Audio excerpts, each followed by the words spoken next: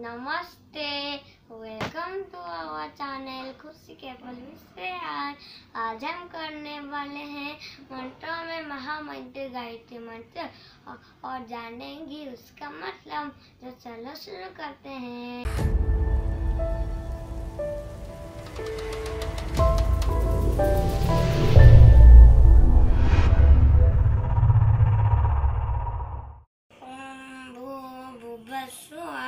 तस्य वितुर्वरेण्यं भर्गो धीमहि धियो यो न प्रचोदयात्।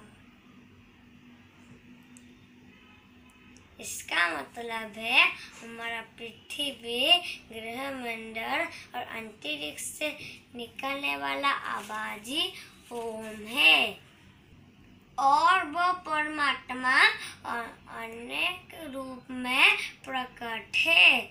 वो वंदनीय है और उस प्रकाश का हम ध्यान करने और ये प्रार्थना करें कि वो हमारी बुद्धि को सत्य मार्ग पर लगाए रखे, ताकि सद्बुद्धि हमारे चंचल मन को नियंत्रण में रख सके और साधकों को ब्रह्म की अनुभूति करा सके। गायत्री मंत्र की जप से शांति मिलती है। आज के लिए बस इतना ही। Thank you for watching. और गायत्री मंत्र जरूर जप करना। अगर आपको अच्छा लगा तो लाइक, शेयर, सब्सक्राइब कीजिए हमारे चैनल खुशी के पल श्रेयन को।